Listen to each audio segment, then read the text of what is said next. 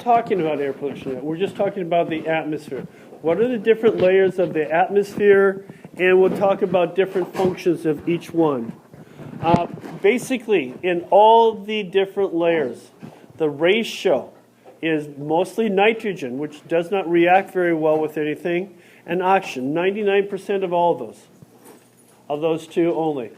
And if you look at everything else, it's a combination. A vast majority of CO2, some methane, and we have multiple layers. We have about 5 or 6 layers, and each layer becomes less and less number of air molecules per square inch. We have these atmospheric, 1, to stay alive so we can breathe, and 2, to protect us. So that, for example, Mars lost their magnetic field, therefore they lost the atmosphere, therefore they lost their water. Not very good. And also to keep us warm. So again, this is just showing that nitrogen is vast majority, oxygen is second. If we look at the right part, notice that that is basically pulling it over and showing that we have very, very little trace molecules. We've got 0.93% argon, and the rest of it is mostly carbon dioxide. So not much of everything else. How many layers do we have? What are they called? Talk at your tables.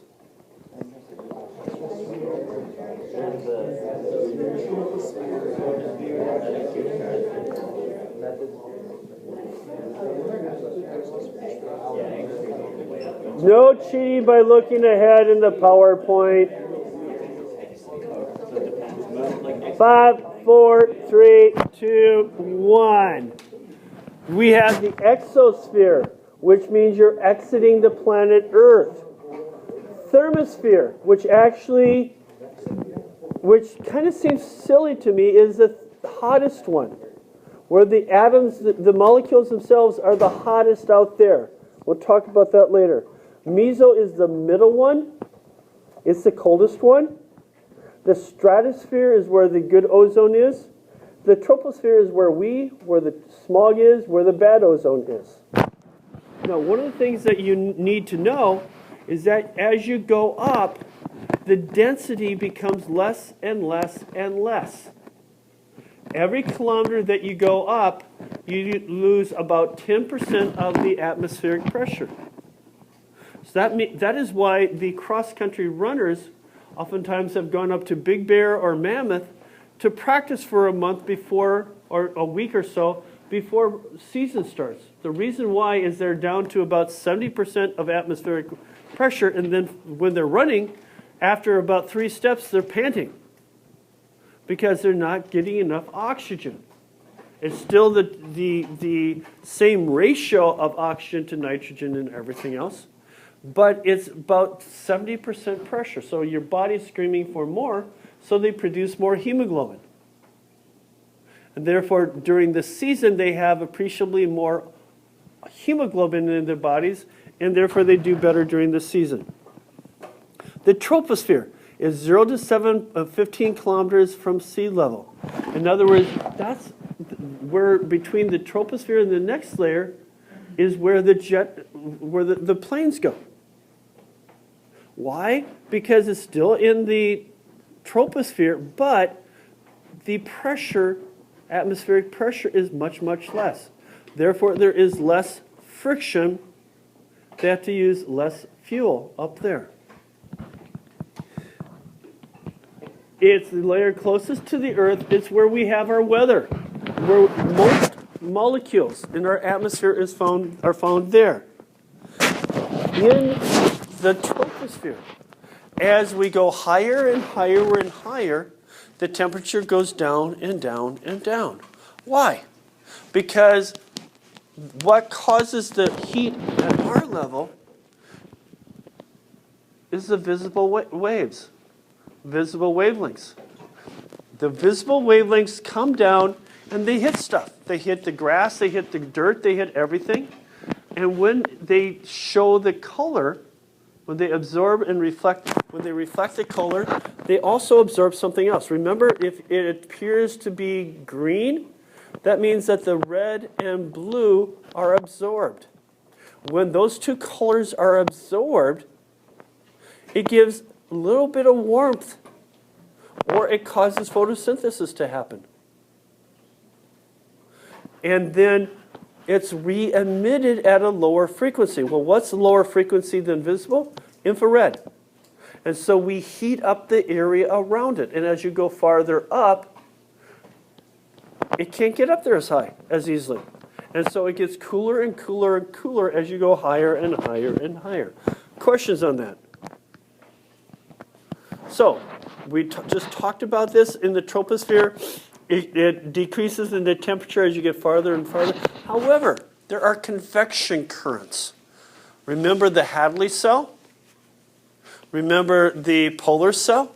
Those are the ones that go up and down, that redistribute the heat. Then you got the Coriolis effect. The Coriolis effect has to do with the fact that we're spinning, and therefore it distributes it in certain directions. It spins counterclockwise or clockwise.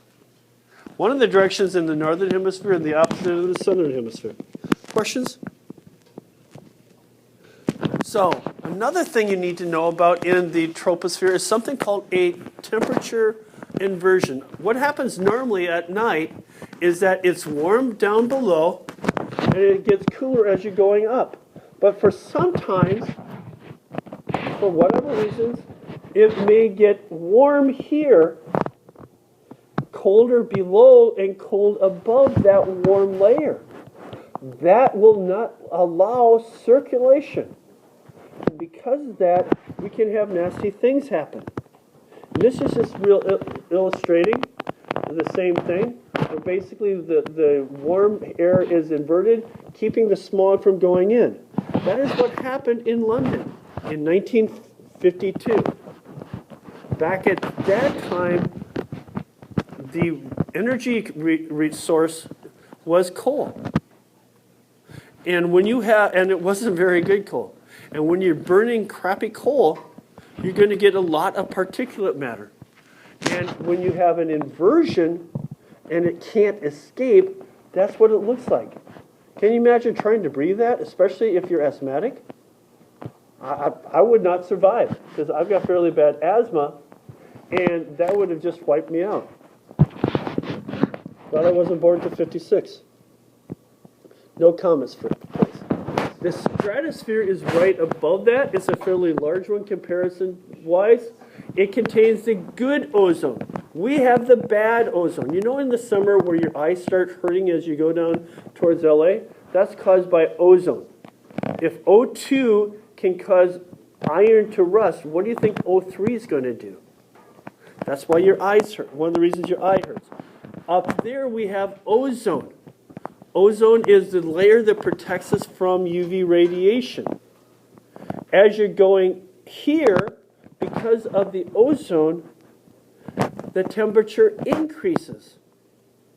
Because the UV radiation is interacting, when it breaks the molecules apart, it warms them up. The energy released is going to warm everything else. So what is ozone?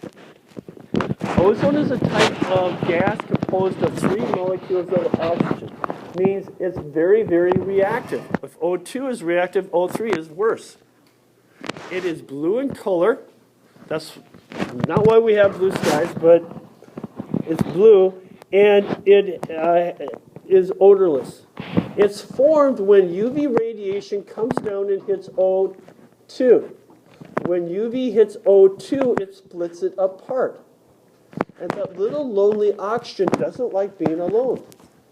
And so what it does is it does one of two things. It finds another singleton, or it finds a group of 2. If it finds a group of 2, it will join up with them and form ozone. So one UV ray hit O2, and it was used to break the bond. UV, therefore, did not make it down here. It appears blue because when that O2 hit, the part of the energy was re-emitted as blue light. Or it can hit the O3. If it hits O3, it breaks the O3 apart. Another UV ray, photon, does not come down and harm us. Therefore, not as much UV radiation comes down to us because there's tons and tons. Now, our planet did not always have an ozone layer. It was not until we had photosynthesis that we could actually have animals on land. We could have organisms in the ocean because the UV would not go through the water, but we couldn't have any on land because the UV radiation would come down and damage the DNA. So, is UV radiation good or bad? The answer is yes. Small doses of UV radiation give you vitamin D. Vitamin D gives you strong bones. Too much UV radiation, however, gives you melanoma. Melanoma is a very nasty cancer. Every time you go out and get a sunburn, you double your chance of melanoma. Melanoma is very bad. It scares the bejeebers because I did research with it. It is basically you get a mole that starts looking different. It has different, it may be rough and smooth.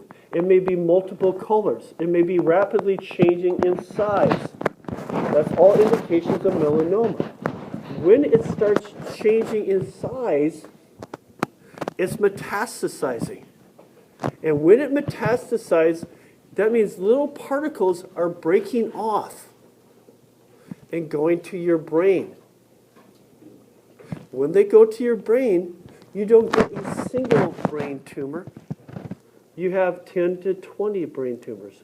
And you can't do much about 10 to 20 brain tumors because it will take out too much of your brain. Any questions?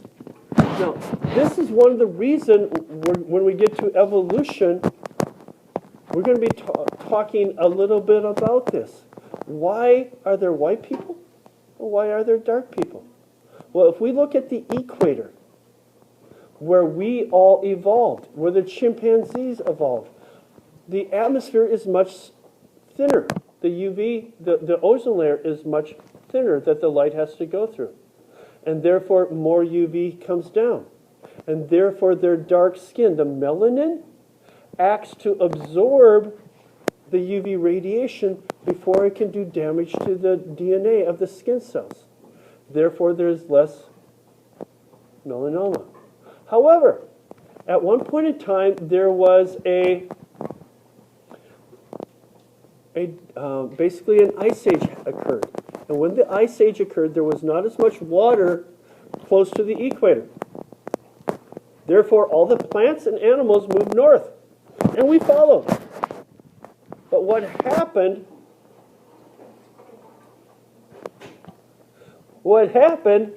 is as you go farther north, there's less UV radiation.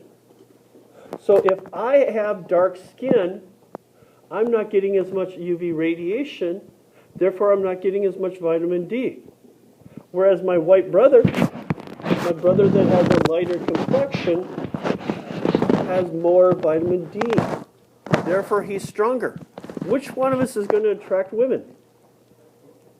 The one that is weakling or the strong guy, especially if we're looking 20, 30,000 years ago? The strong guy. Therefore, the white boy was selected for in higher latitudes. Anyone have questions?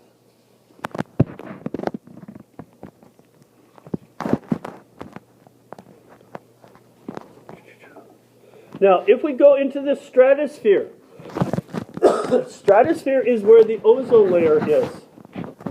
It absorbs heat from the atmosphere because the ozone is breaking. Therefore, it gets warmer as you go higher up, whereas the troposphere got colder as you went farther up. In the middle one, the mesosphere, it's 50 to 80 kilometers up, and it gets cold up there. There's nothing up there. So it gets really cold. Because it gets really cold, any water particles that are up there freeze. And when they freeze, they protect us from meteorites. Because when the meteorites come through the mesosphere, they're hitting all the water particles in there. And when they do, they start breaking apart. And that's when we get the lovely shows where you've got the meteorite shower. Because there's not a lot of stuff going on up there, it gets very, very cold. Like minus, I don't want to even think about how cold it is. Minus 100 degrees plus. Lower than minus 100 degrees. Minus 100 degrees Celsius. The thermosphere is right above that. It is where light first hits any molecules. And each molecule receives huge amount of sunlight. And therefore, the temperature increases. But you would freeze to death. Huh? How could it be so hot, but you would freeze to death? Temperature is defined as the average kinetic energy of the molecules. Well, if you have one molecule in this classroom, and it is going very, very rapidly, it would be very, very hot. But the chance of it actually hitting you and warming you up, it'd be very, very tiny. And so if we threw you out of a spaceship, two things would happen. You'd freeze to death, and basically your inside would come out. What? It would not be a good thing. Yeah, you'd explode. Now, the exosphere is meaning we're out in space. There's basically the air molecules are so far apart that you basically don't run into anything. That's why we put our satellites up there, because there's nothing to slow them down.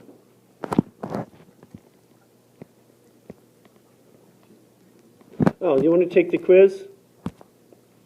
What are the four layers of the atmosphere in order from the surface? Would you be able to answer that?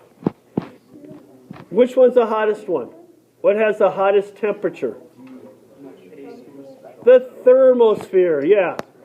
What layer do we live in? Troposphere. What contains the good ozone?